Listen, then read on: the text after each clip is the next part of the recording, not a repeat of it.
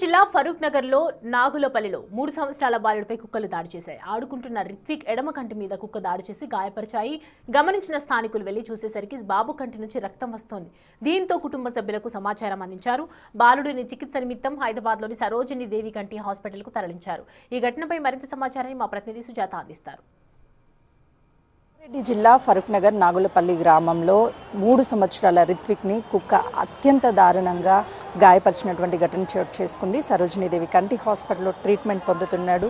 చిన్న బాబు అంటే ఆడుకుంటున్నటువంటి సమయంలోనే కుక్క వచ్చి ఒక్కసారిగా దాడి చేయడంతో ఎడమ కన్ను భాగం మొత్తం కూడా నుజ్జు అయిపోయింది. ఎప్పుడు జరిగింది? శుక్రవారం 4కి వేరే వాళ్ళు చెప్తే మేము వెళ్ళాం. అందుబాటులో సాద్నగర్ హాస్పిటల్కి వెళ్తే వాళ్ళు నీలపూడికి రాశారు. నీలపూడికి వెళ్తే ఇక్కడ నల్లగుంట హాస్పిటల్కి వెళ్ళాం. అక్కడ వెళ్ళినాక ఇంజక్షన్ ఇచ్చారు. ఇక్కడ సరోజిని హాస్పిటల్కి రమ్మంటే అడ్మిట్ చేసుకున్నారు. బెడ్ నిజంగా బాబు రోజు నవ్వుతూ మీ ముందే తిరుగుతూ ఉంటాడు. ఆ రోజు ఏడుస్తున్నటువంటి టైంలో నిజంగా మీ గుండె కూడా ముక్కలైపోయినంత ఆ బాధ తట్టుకోలేకపోయి ఉంటారు. అవును మేడం, చూడంగానే మాకు అదేలా అనిపించింది. ఎట్లా ఏం చేయాలని కూడా మాకు తెలియలేదు. ఎమర్జెన్సీ హాస్పిటల్కి తీసుకొని వెళ్ళాం మేడం. మేము మాకు ఏం తోయలేదు మేడం. అప్పటికి అది చూడంగానే ఎట్లనో అనిపించింది. మాకు తరుక్కుపోయినట్టు అనిపించింది మేడం. అప్పుడే మాకు రెగ్యులర్గా బాబు కుక్కల్ని చూసి భయపడతాడా? భయపడాడు మేడం. కుక్కలతోటి బాగా చాలా ఆడుకుంటాడు. కానీ ఆ కుక్క ఎలా గడిచిందో కూడా చూడలేము మేము. అక్కడ వేరే వాళ్ళు కూడా ఉన్నారా లేరా అని కూడా తెలియదు మేడం. ఎవరో ఒకరు చూసి ఇంటికి వచ్చి చెప్తే వెళ్ళాం. మేము వెళ్ళి తీసుకొని హాస్పిటల్కి వచ్చాం మేడం. అంటే బాబుని ఇప్పుడు చూస్తుంటేనే మీరు తట్టుకోలేకపోతున్నారు. ఆ టైంలో అసలు బాబు కండిషన్ ఎలా ఉంది? ఒకవైపు ఏడుస్తూ, ఒకవైపు ఆ కంటి మీద నుంచి రక్తం వస్తూ. చాలా రక్తం పోయింది మేడం. ఈయన చెట్టు వీళ్ళ డాడి చెట్టు బాగానే మునిగిపోయింది.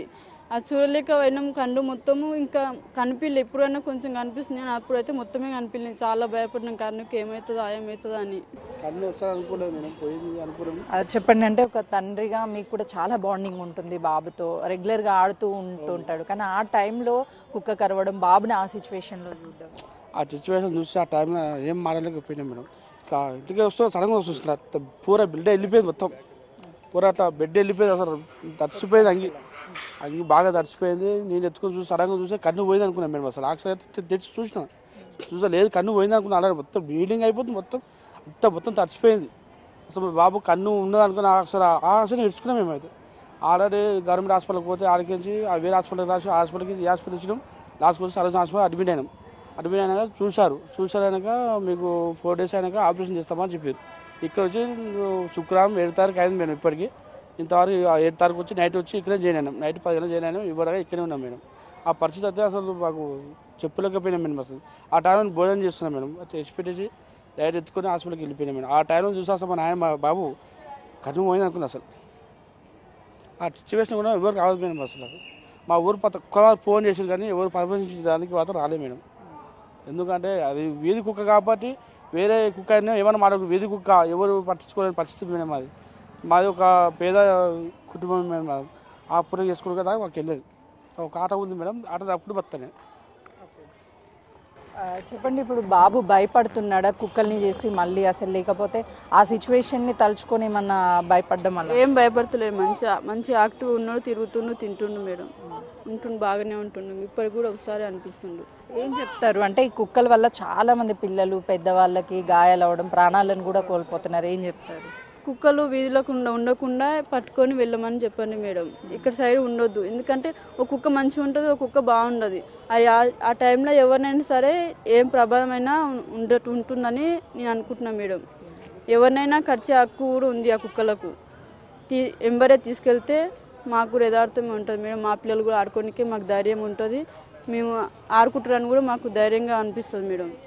అంటే ఇప్పుడు డాక్టర్స్ ఆల్రెడీ సర్జరీ చేస్తారు. కంటి చూపుకి ప్రమాదం లేదు అని చెప్పారు. కొంత మేరకు ఎక్కువగా తగిలి ఉంటే జీవితాంతం కంటి చూపు కోల్పోయే అవకాశం ఉండేది బాబు.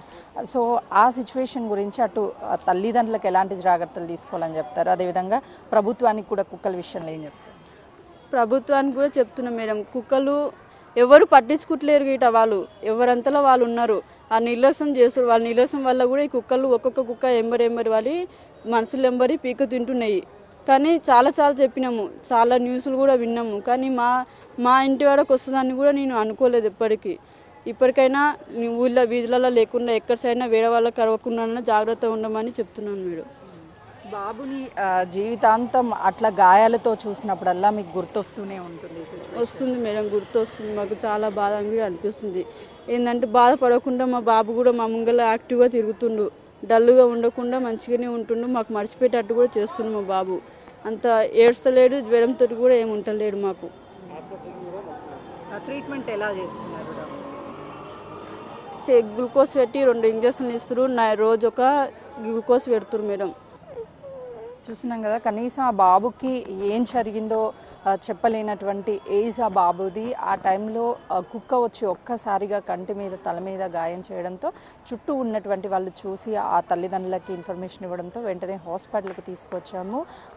రేపు సర్జరీ చేస్తారు, కంటి చూపుకి ఎలాంటి ఇబ్బంది లేదు అని డాక్టర్స్ చెప్పారు అని చెప్తున్నారు. కానీ ఎక్కడైనా సరే కుక్కలు ఉంటే సుప్రీంకోర్టు గతంలోనే రోడ్డు మీద ఉన్నటువంటి కుక్కలన్నీ కూడా అటు షెల్టర్స్కి తీసుకువెళ్ళాలి అని చెప్పారు. కానీ వాటిని పాటించినట్లయితే ఈరోజు మరొక కుటుంబంలో కుక్కల దాడికి గాయం అనేది జరుగుండేది కాదు. ఇప్పటికైనా సరే అధికారులు చర్యలు తీసుకోవాలి అని చెప్పేసి రిత్విక్ తల్లి జ్యోతి చెప్తుంది. కెమెరామెన్ శ్రీకాంత్తో సుజాత, హైదరాబాద్.